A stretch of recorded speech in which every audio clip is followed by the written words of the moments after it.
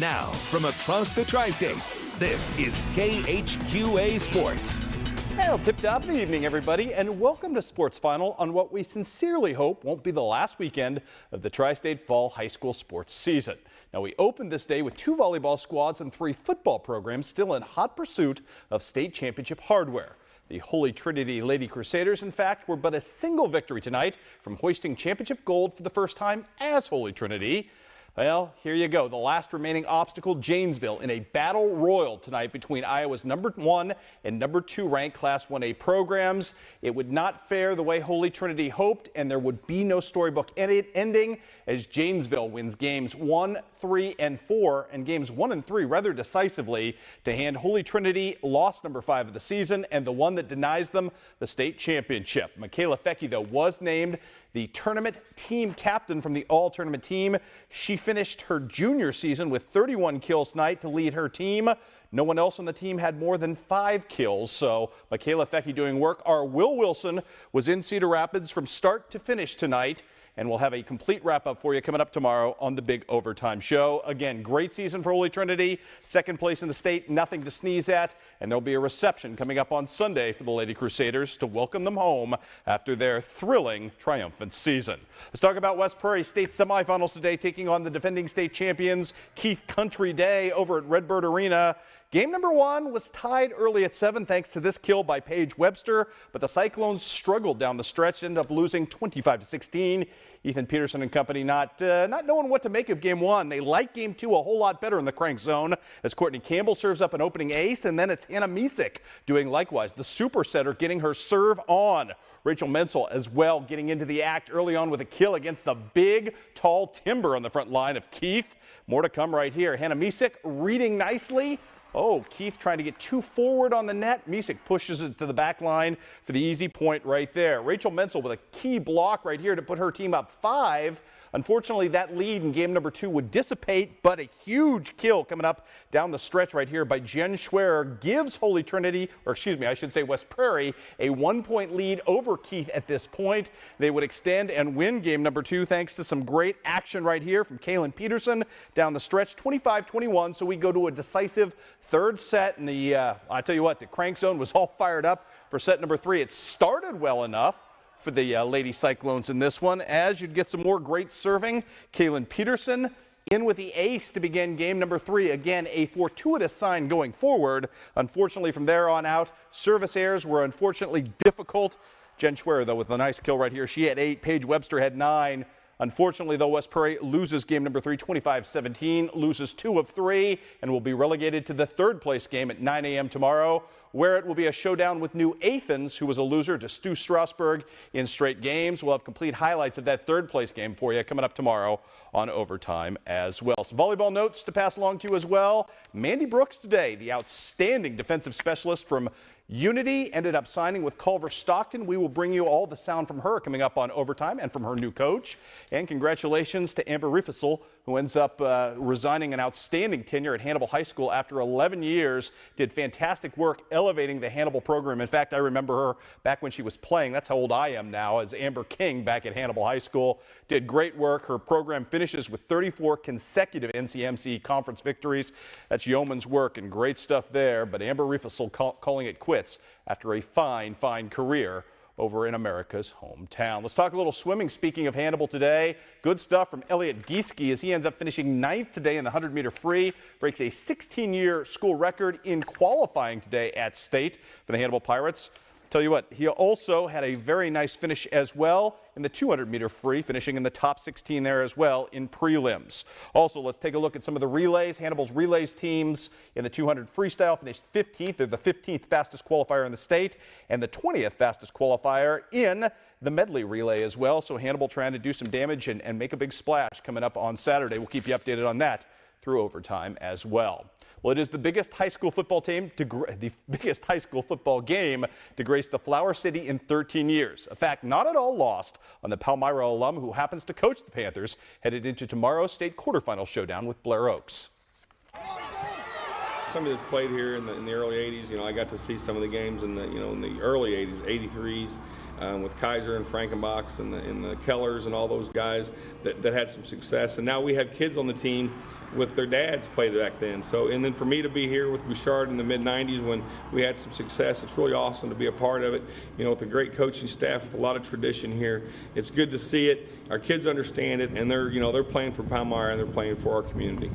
And make no mistake, they're playing to win. No easy proposition this weekend against one of the Show Me State's more pedigreed programs. To play a team like Blair Oaks is an honor, and you know, they're a team that's been there year in, year out for as long as I can remember. So, you know, to have them at our place on Saturday is exciting. We know it's going to be a battle. They're going to come, and they're a great program. And to some degree, Kevin Miles believes his players go in with a defensive point of reference on the Falcons' talented array of skill position weapons. They're as good as we've seen, definitely since Centralia. I think they match up. We tell the kids that, you know, playing them is going to be a lot like playing Centralia. We're going to see the same type of kids, same type of grittiness, same types of athletes. So, you know, that's kind of what we've kind of used as our measuring point is we're going to play Centralia again. You have great defensive backs this year. That's not a surprise to anybody. When you're playing Blair Oaks, that's a huge asset going into this game. It really is. I mean, they throw the ball around quite a bit, and you know, we like our size at the D-backs. We like the way that they run, and they'll hit the run fits well. And you know, we think that we can cover pretty well. And, you know, this will be the first time we're really going to be tested with a team that could come out and throw the ball, you know, 20, 30 times in the game. And so we know they're going to be put to the test. They've had a great week of practice. They're starting to really understand and communicate well back there, and we're hoping for big things out of them.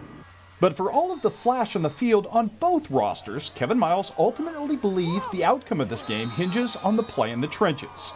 And he wouldn't trade his linemen for anyone in the state going forward. No, I would not. I mean, our guys up front, our Hogs, have done a great job. They're 5 strong, and they're all seniors. You know, they've played together since they were in, you know, LPY, you know, the youth football program. And, you know, they have a good communication system. They're buddies, they're friends, you know, and they're just hard, gritty kids that have put time in the weight room to get to this point. And a 1:30 start tomorrow in Palmyra for that huge quarterfinal matchup. Well, there's been exactly one low water mark to Quincy Notre Dame's otherwise stellar season to date. And it was the kind of blowout loss that proud programs have a hard time living with and living down. By the same token, it paradoxically might be just the best thing to happen to the Raiders all season as well. With another parochial powerhouse looming on the schedule this week, the value of the Elias syndrome can't be understated here.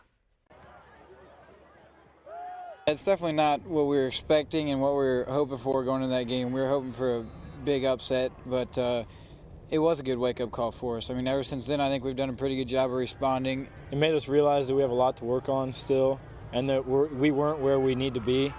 And I think that really helped us come back and build our skills better than we were. 24 minutes of extreme adversity forged Quincy Notre Dame football into a completely different entity than it was prior to the Elias game. No, the talent level and game plans haven't changed. This was a transformation of resolve. Yeah, I mean, it shows every day in practice. We all just work hard, and we're all just out here doing our best, playing and play out. And basically that's all we can do is just give it our best effort, and then the wins will come. Well, these kids really believe in themselves, and we talked about that at practice tonight. We've got some true playmakers. It's not just 1 or 2 guys. It's a bunch of different guys on offense and defense and special teams, guys the team believes in. And each week we've had numerous guys stay up and make big plays for this football team. And don't expect the Raiders to deviate much from that by-committee, feed-off-each-other approach against an Allman team used to being in this position and blessed with great size.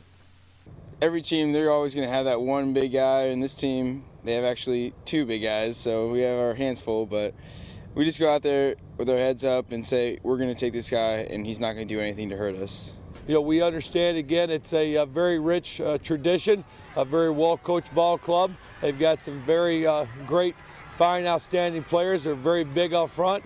Got some great running backs, and obviously an all-state quarterback that does a lot of great things, the football, running and throwing it. And but, you know, again, this is where we're at. We're also believe at this point that we're a pretty good football team, too, and we've got some weapons, and we can do some special things. You know, people say Alleman, and that conjures all kinds of thoughts and images.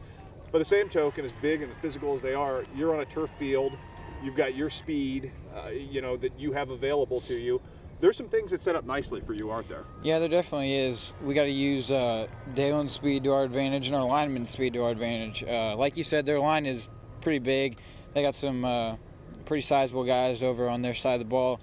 But with the turf and with our size, we definitely got to use our speed and quickness to be able to get around them and to be able to try to run around them on the offensive side of the ball. They're built for power football, and that's on offense and defense. And we've got a bunch of different guys that can do a bunch of different things. And we believe, again, that we do have some quickness. And last week we faced a team that might have been a little bit quicker than what we were. But most of the times, we've been able to match up with teams and match up with them well.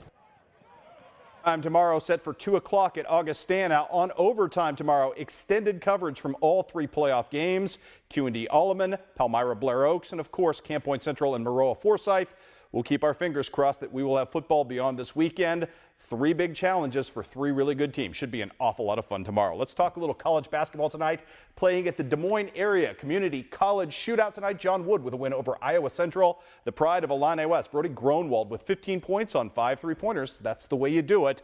Perfect shooting percentage right there. Also at the Bill Maris Invitational, Illinois College looks really good offensively tonight, or Principia looks really bad. Take your pick. Zeke Light leading the way with 20 points as the Blue Boys win big at home, 114-53. On the other side of that bracket, by the way, Knox College, a loser to Bluffton. I mentioned that only because the pride of Bushnell Prairie City Avon, Mitch Murphy with 9 points and 3 assists in a losing cause for Knox College there. John Wood women today, winners over Marshalltown. Shea Barrett with a huge night. She had 27 points to spur her team to victory. And Southeastern Community College improves to 4-2 on the season with a big win over Wentworth. A couple of soccer scores to pass along to you tonight. Hannibal LaGrange's season comes to an end in the AMC tournament. Tied Park, the top seed, 3-3, but in penalty kicks, Park gets the victory. 4-2 was your final in PKs. We can also tell you now who Quincy University will host and play coming up on Sunday in the NCAA Regional. It will be a rematch with Wisconsin Parkside, who beat up on Michigan Tech 4-0 tonight out at Legends Stadium. Finally, a little golf news to pass along. With 2 top 10 state finishes to his credit, it's no surprise Quincy High golfer Zach Burry has a Division I future awaiting him on the links. KHQA confirmed late Thursday night that the talented Blue Devil senior has verbally pledged Illinois State to continue his career. Zach finished this past season 8th individually at the Den. Earlier this fall, as I mentioned, to pace the Blue Devils to a 3rd-place team finish as well. Outstanding golfer. We wish him well at Illinois State. And we've also got more on him in a little bit. He's a student athlete of the week to be featured in a future Wednesday. So congratulations to Zach Burry, headed to Illinois State. Hey, huge overtime, as I mentioned, tomorrow. All the volleyball and all the high school football you can stomach, plus a lot of other goodies right here. Starting at 10:30, we'll go longer if we have to tomorrow on this very, very special Saturday of what we hope will be championship action, getting our teams to the state semifinals or getting West Prairie Volleyball to a 3rd-place state finish. All of it tomorrow for you right here. Have a great weekend, everybody. We will see you then.